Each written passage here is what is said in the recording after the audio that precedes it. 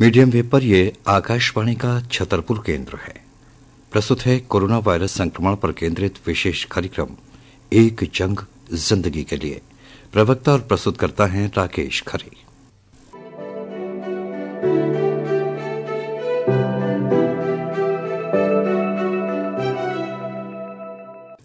कार्यक्रम के सभी श्रोताओं को राकेश खरे का प्यार भरा नमस्कार। श्रोताओं, समूचे विश्व में कोरोना वायरस का संक्रमण फैला हुआ है। कुछ देश इस संक्रमण से बहुत ज्यादा प्रभावित हैं और कुछ देश बहुत कम। आज यदि हम अमेरिका, स्पेन, इटली जैसे विकसित देशों की बात करें, इन देशों में इस संक्रमण से ग्रसित हुए लोगों की संख्या लाखों में है। लेकिन इन देशों की तुलना में यदि हम अपने देश की बात करें और इन देशों से तुलना करें तो हम देखेंगे इन देशों की तुलना में हमारे देश में संक्रमित लोगों की संख्या और मरने वालों की संख्या काफी कम है। लेकिन क्यों? और इसका कारण है कि हम समय रहते चेत गए। हमारे देश के माननीय प्रधानमंत्री जी ने समय रहते देश को लॉकडाउन कर दिया और इस संक्रमण को सामुदायिक स्तर पर फैलने से बचा लिया, जबकि अन्य देशों ने लॉकडाउन करने में देर की और आज परिणाम आपके सामने है। आप टीवी न्यूज में देख रहे हैं कि किस तरह लोग संक्रमित होते जा रहे हैं और किस तरह लोगों की मौत होती जा रही है। अब आपको समझ में आया होगा कि ये वायरस कितना खतरनाक है और एक दूसरे के संपर्क में आने से कितनी जल्दी फैलता है।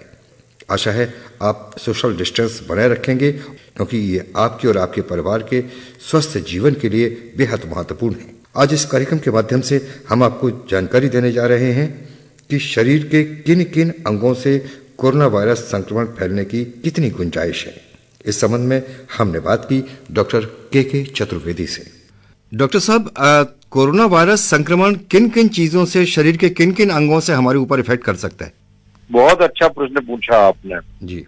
देखिए, कोरोना वायरस यूजुअली श्वसन तंत्र से अंदर जाता है जी, परंतु ये नॉस्ट्रल या मतलब नाक के चारों तरफ एयर स्पेसेस होते हैं और अगर हाथ में संक्रमण लग जाता है किसी तरह से जी, इसको ऐसे देखिए तो कोरोना वायरस जब कोई हवा में आता है तो 3 फीट तक दूर जाता है खांसी के बाद जी, तो वो कहीं भी गिर सकता है जी, और स्टील के ऊपर या स्टील से बनी हुई चीजों के ऊपर इसकी लाइफ 8 घंटे तक है जी, और हवा में ये कुल मिला के 3 घंटे तक रहता है। जी।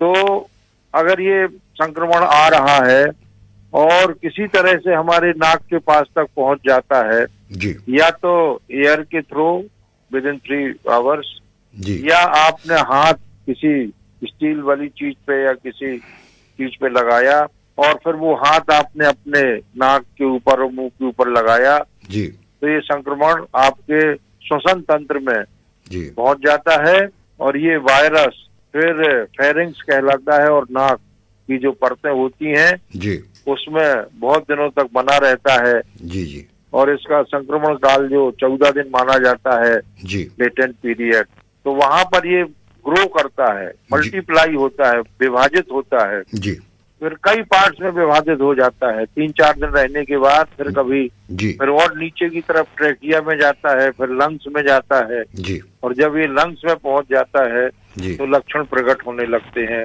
जी। सूखी खांसी वगैरह आती है, बुखार आता है।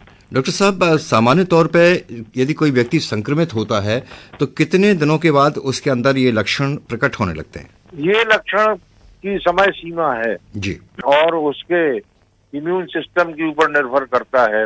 जी, ये 2 दिन से लगा के 14वें दिन तक जी, इसमें लक्षण प्रकट हो सकते हैं कभी भी। जी। तो डॉक्टर साहब, आपने बताया कि स्टील के ऊपर भी ये इफेक्ट करता है और कई घंटे तक रहता है। हमारे बहुत से लोग हैं जो घड़ी पहनते हैं, हाथों में कड़े पहनते हैं, या लेडीज हैं वो हाथों में चूड़ियां पहनती हैं स्टील की या चांदी की या सोने की, तो उस पर भी आने की संभावना ज्यादा रहती है?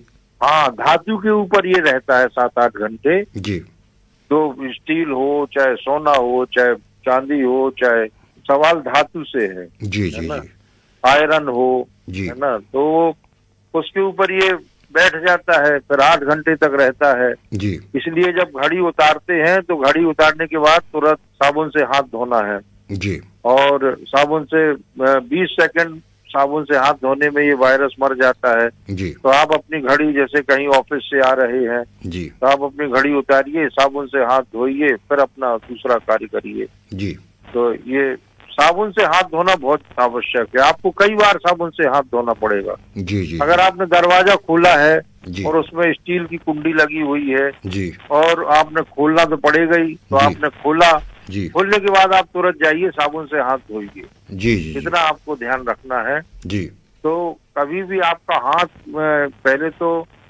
अपने को घर से बाहर ही नहीं निकलना है। पहला तो मेन मुद्दा यही है जी कि अपने को घर से बाहर जाना नहीं, ताकि अपने को संक्रमण ना लगे। जी लेकिन अगर किसी कारण से घर से बाहर जाना पड़ रहा है, मान लीजिए आपकी तबीयत खराब है और अस्पताल जाना पड़ रहा है, जी हाँ तो आप अपने घर का ताला लगाएंगे, खोलेंगे। जी तो उस समय जब खोलेंगे और घर के अंदर आ रहे हैं तो आप साबुन से तुरंत हाथ धोइए, जी फिर दूसरी चीजों को टच करिए। जी, क्योंकि डॉक्टर साहब बहुत सारी ऐसी मजबूरियां हैं, बीमारी नहीं भी है तो घर के लिए जो जिम्मेदार व्यक्ति हैं घर के, वो उनको सब्जी लेना है, घर के हाँ किराना लेना है, राशन लेना है, हाँ, तो उनको बाहर जाना पड़ता है।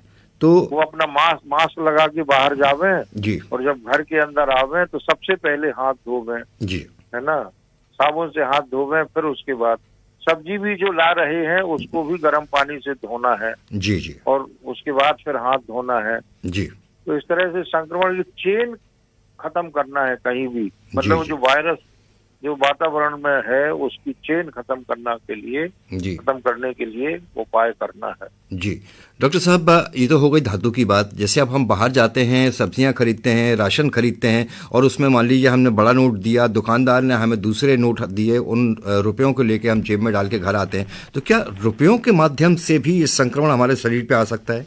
कुछ देखिए, डॉक्यूमेंटेशन तो आया है कि ये पेपर वगैरह जो आते हैं, जी अखबार आते हैं, तो इनसे आ रहा है, जी डॉक्यूमेंटेशन है, लेकिन संभावना बहुत कम है। जी और जैसे मान लीजिए नोट अगर अपन दे रहे हैं फिर उसके बाद नोट वापस भी ले रहे हैं, जी तो आपको नोट जेब में डालने के बाद फिर आप साबुन से हाथ धो लीजिए, जी जी तो उसमें कोई प्रॉब्लम ही नहीं है। जी जी मुद्दा तो साबुन से हाथ धोने का है। साबुन से हाथ धोने के बाद ही आप अपना हाथ चेहरे पे लगा सकते हैं। जी जी जी जी डॉक्टर साहब, अभी एक दवा का नाम पूरे विश्व में लिया जा रहा है, हाइड्रोक्सी क्लोरोक्विन, और हाँ। सारे विश्व को, यानी विश्व के कई देशों को, चूंकि ये दवा हमारे यहाँ इसका उत्पादन होता है भारत देश में, तो भारत इसको दूसरे देशों की मदद के लिए भी भेज रही है। कहा जाता है कि कोरोना संक्रमण की अभी तक कोई दवा बनी नहीं है, लेकिन ये हाइड्रोक्सी क्लोरोक्विन इस रोग के उपचार के लिए किस तरह से लाभदायी सिद्ध हो रही है? देखिए, हाइड्रोक्सी क्लोरोक्विन अच्छी बात है और ये उपचार में सहायक है।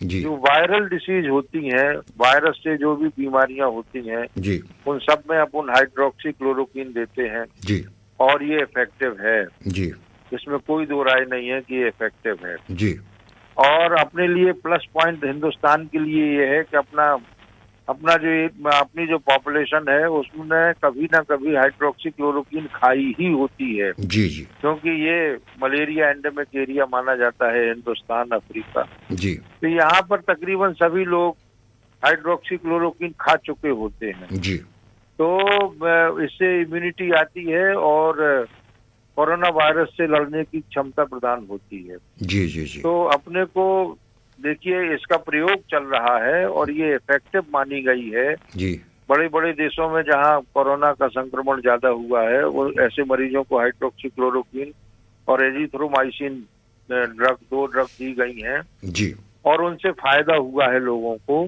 जी और इसकी मैकेनिज्म के बारे में और पता लगाया जा रहा है जी जी कि आफ्टर ऑल ये किस तरह से काम करती है। जी और लेकिन ये इफेक्टिव है। जी जी ये लोगों ने प्रतिपादित किया है कि हाइड्रोक्सी क्लोरोक्विन और एजिथ्रोमाइसिन जी अगर किसी को कोरोना हो जाता है तो उसको दिया जा रहा है। जी शायद यही कारण है कि हमारे देश में स्वस्थ होने वालों की संख्या बढ़ रही है। हाँ जी हाँ जी हाँ, एक फैक्टर है, जी, उसका जी। एक कारण ये भी है। जी। बिल्कुल सही कारण। डॉक्टर साहब, बहुत सारे लोग ये दवाइयों के नाम सुन रहे हैं, जिनको साधारण सर्दी जुकाम भी होता है, वो भी डर के मारे अपने आप इस दवाई का सेवन करने लगते हैं। वो क्या कितना घातक है? नहीं, अपने आप नहीं करना चाहिए, जी घातक है। जी क्लोरोक्विन कभी कभी नुकसान देती है तो वो डॉक्टर के सुपरविजन में ही लेना चाहिए। जी जी। और अगर कोरोना हो गया है तो उसको बाकायदा कोरोना का वार्ड बना हुआ है हर जिले में जी, वहाँ जाके एडमिट हो गए, अपना जांच करवावें जी। और फिर अगर जांच में आता है तो अगर चिकित्सक उनको एडवाइस कर रहे हैं तो खावें। बिल्कुल, यानी कि जो भी हमारे श्रोता हैं वो अपने आप साधारण सर्दी जुकाम होने पर या कोई भी बीमारी होने पर अपने आप कोरोना के डर के मारे हाइड्रोक्सी क्लोरोक्विन दवा का उपयोग ना करें, डॉक्टर की सलाह लें, इसके बाद ही किसी दवा का प्रयोग करें। जी हाँ, बिल्कुल सही कहा, बिल्कुल सही कहा, अपने आप ना ले।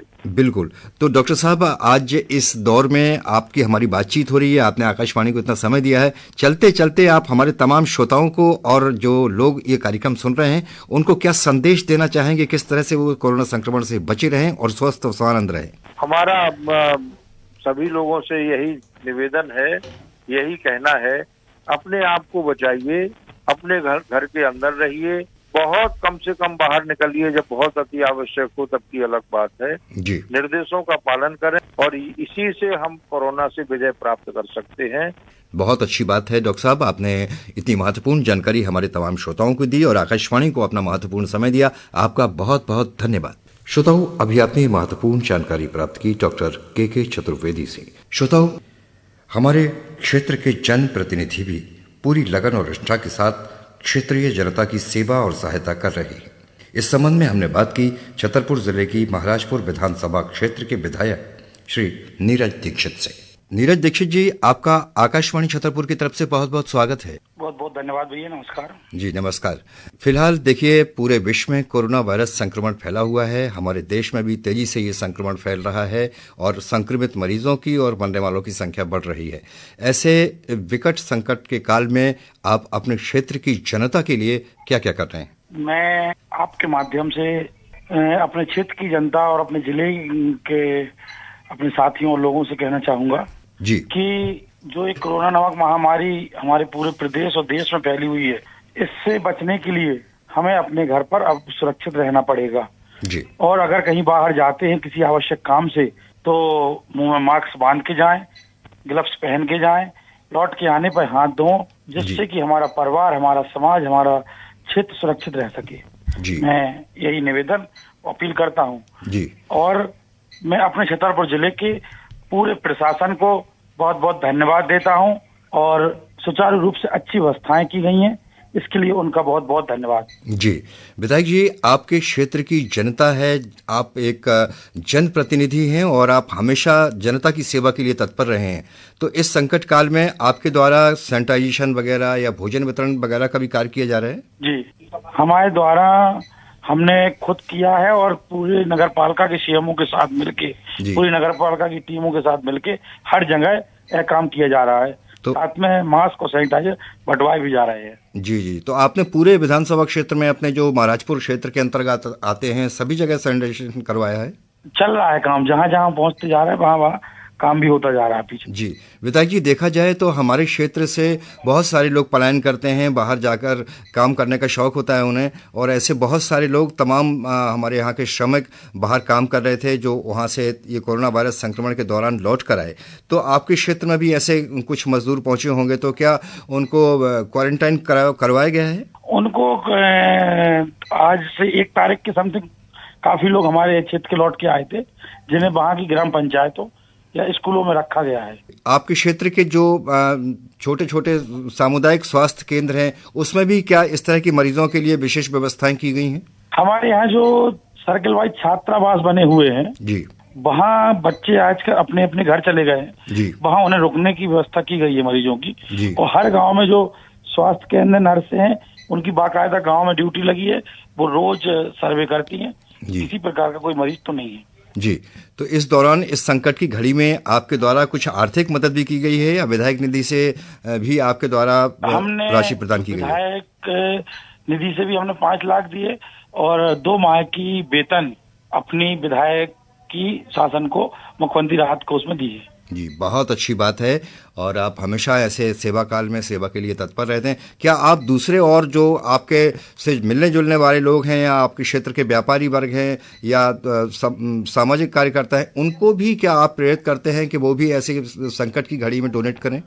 हमारे क्षेत्र के सभी सामाजिक व्यक्ति, सभी व्यापारी वर्ग पूरा सहयोग कर रहे हैं जी। हर गरीब असहाय की मदद कर रहे हैं सभी वर्ग के लोग। तो अंत में विधायक जी, हमारे तमाम श्रोताओं से, जो लाखों श्रोता ये कार्यक्रम सुन रहे हैं, ऐसे श्रोताओं के लिए ऐसी संकट की घड़ी में क्या संदेश देना चाहेंगे, क्या अपील करना चाहेंगे आप? मैं आपके माध्यम से, आकाशवाणी छतरपुर के माध्यम से, केवल अपने क्षेत्र ही नहीं, पूरे जिले, पूरे प्रदेश और देश के हर एक नागरिक को से निवेदन करूंगा, उनसे अपील करता हूं कि वो इस संकट की घड़ी में केवल अपने परिवार और अपने समाज को सुरक्षित रखें। वो किसी विशेष ही काम से बाहर जाएं, घर से ना निकलें, और जिससे कि हमारे परिवार की सुरक्षा हो सके, हमारे समाज की सुरक्षा हो सके।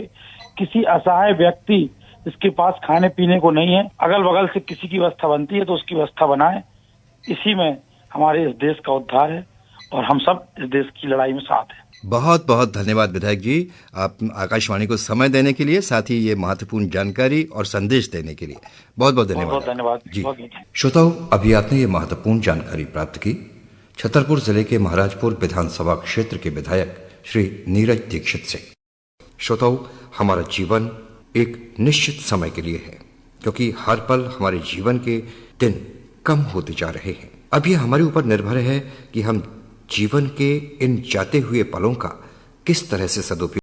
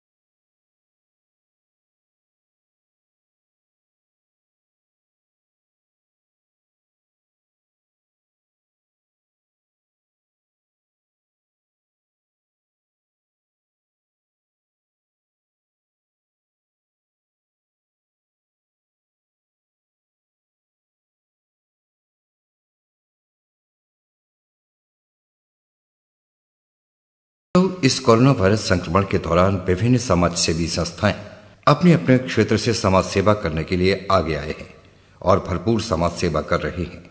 आज हमारे बीच है एक ऐसी ही समाज सेवी युवा दिव्यानी सिंह चौहान। आइए जानते हैं ये किस ढंग से समाज सेवा कर रही हैं। आप किस रूप में समाज सेवा कर रही हैं इस कोरोना संक्रमण के दौरान? जी सर, हम लोग की गरीब जन है, जो परिवार जो झुग्गियों में रहते हैं, उनको भोजन राशन की सामग्री अवेलेबल करवाते हैं। इसमें हमारे साथ हमारी टीम है, दोस्त लोग हैं, सभी लोग। और इसके चलते जैसे कि गाय हुए, जानवर हुए, उनके लिए भी खाने पीने की व्यवस्था करते हैं कि वो भी तो भूखे रहते हैं। जी, तो इन जानवरों के लिए कहाँ से व्यवस्था करते हैं आप लोग? क्या क्या व्यवस्था करती हैं? जी, मानव के लिए जैसे कि हम लोग अपने घरों से थोड़ा थोड़ा, जैसे अपना ग्रुप है, फ्रेंड सर्किल, रिलेशन वाले, उनसे थोड़ा थोड़ा खाना अवेलेबल करवाते हैं। बाकी का थोड़ा जो हमारे फ्रेंड्स है जॉब सर्किल में है, तो उनसे जैसे मनी लेते हैं, तो उनसे इकट्ठा राशन करते हैं। तो राशन हम लोग उनको देते हैं जो खाना बना सकते हैं लोग जी। और जैसे कि जो पर्यटन लोग आ जा रहे हैं, तो उनके लिए हम लोग खाना, जैसे कि आपने 20 रोटियां या 20 पूड़ियां कुछ पैकेट्स बना दिए, तो ऐसे सभी को बोल देते हैं कि आप बना लीजिए और हम आपके घर से उठवा लेंगे। जी, तो जो भी लोग राहगीर हैं, उनको हम लोग ये सभी सामान देते हैं। अच्छा, दिव्यानी जी, मेरा प्रश्न ये था कि जो जानवर हैं, गाय भैंस हैं या और आवारा पशु हैं, उनके भोजन आदि की व्यवस्था कैसे कर रही हैं आप लोग? उनके भोजन की सर, जैसे कि काफी सारे गाँव में अपने आसपास भी हुए और सरानी हुआ, तो वहाँ पे बहुत सारे लोगों से हम लोगों ने बोल के रखा है कि आपके पास जो चारा है या भूसा है, तो उनको हम पैसे अवेलेबल भी करवा देते हैं जितना हम लोगों से होता है। बाकी वो लोग भी हेल्प करते हैं, ऐसा नहीं है। तो वहाँ से चारा लेते हैं। बहुत सारे भैया लोग हैं हमारे, अंकित भैया हुए, जैसे कि इसके बाद अमित भैया है, नितिन भाई है, तो ये लोग सब लोग अपनी अपनी गाड़ियों से चारा उठाते हैं वहां से। तो फिर उसके बाद गाड़ियों से हर रास्ते में छतरपुर की एक एक छोटी से छोटी गलियों में जाके गायों को, जहाँ पर गाय दिखती है, सभी जगह चारा डालती है। जैसे कि और हम लोग हैं छतरपुर में, बहुत सारी टंकियां रखवाई हुई हैं सभी के घर के बाहर, लेकिन लोग भर नहीं पाते हैं, तो उसके लिए भी हम ही लोगों को निकलना पड़ता है। हम लोग बाल्टी लेके जाते हैं सभी लोग। हमारी नीलम चतुर्वेदी दीदी है, वो तो दिन भर लगी रहती है उसी में, कि सुबह 11 बजे से रात शाम को पूरे दिन भरती हैं वो टंकियां। जी, तो कितने युवा आपकी इस समाज सेवा में आपके साथ लगे हुए हैं? इसमें हमारे 2 ग्रुप हैं, जो एक गौ सेवा के लिए ही निकलते हैं केवल, और एक मानव सेवा के लिए ही निकलते हैं। तो बाकी के जब कभी किसी को प्रॉब्लम आती है, तो दोनों एक दूसरे की हेल्प भी करते हैं। तो दोनों ग्रुपों में कितने लोग हैं? 40 युवा होंगे। कितने युवा हैं? 40 युवा होंगे इसमें। अच्छा, दोनों ग्रुप में युवा युवतियां दोनों हैं। जी हाँ। तो ये आप लोगों के मन में अचानक ये समाज सेवा की भावना कैसे आई? सर, ये समाज सेवा की भावना तो हम लोग अभी एक्चुअल में ये क्या है, अभी जैसे कोई दिखता नहीं है रोडों में, तो वो तो करना ही है, क्योंकि अच्छा भी नहीं लगता। हमारे देश में गायों के लिए बहुत सारी, जैसे कि गौ माता होती हैं, लेकिन बोलते सभी लोग हैं कि हमारी गौ माता है, लेकिन कोई सुनता नहीं है। जैसे अब टंकियां हम लोगों ने रखवा दी हैं, तो आप भर सकते हो आपके बाहर अगर रखी है, लेकिन नहीं भरते कुछ लोग। हम लोग तो ये काम पहले ही से कर रहे हैं सिर्फ। अच्छा, पहले से ही काम कर रही हैं आप लोग? जी जी। बाकी के प्रशासन ने भी काफी मदद की है। जैसे हमारे भैया पुलिस कर्मचारी भैया लोग हैं, वो लोग जानने लगे हैं कि हाँ, ये लोग गौ सेवा के लिए निकलते हैं, तो वो लोग भी आराम से निकलते हैं। सिर्फ वो कहते हैं सेफ रहिए आप लोग भी अपनी सेफ्टी से, तो हम लोग भी फेस कवर करके सैनिटाइजर वगैरह लेके ही चलते हैं। जी, मास्क का प्रयोग करती हैं आप? जी बिल्कुल, सभी को मास्क का प्रयोग भी करते हैं। इसके बावजूद हमारी टीम ने बहुत सारे मास्क भी बनाए हुए हैं। हमारे निहाल भैया है, उनका नाम पवन सरदार जी है, तो उन्होंने मास्क कम से कम 5000 मास्क बनवाए थे, सभी को अवेलेबल करवाए हैं। जी, बहुत अच्छी बात है। और आप सब युवा इसी तरह से समाज सेवा करते रहे इस महामारी के दौरान, यही हमारी शुभकामनाएं।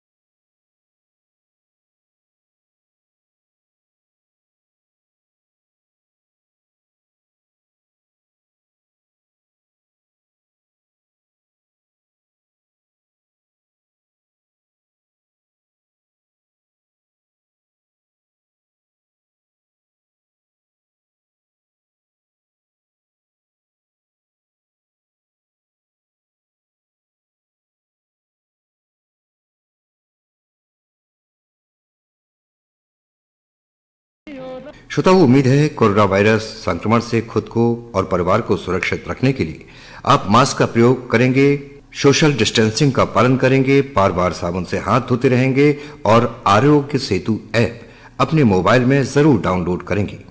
इसी उम्मीद के साथ अब कार्यक्रम समाप्त करने की अनुमति दीजिए अपने दोस्त राकेश खरे को।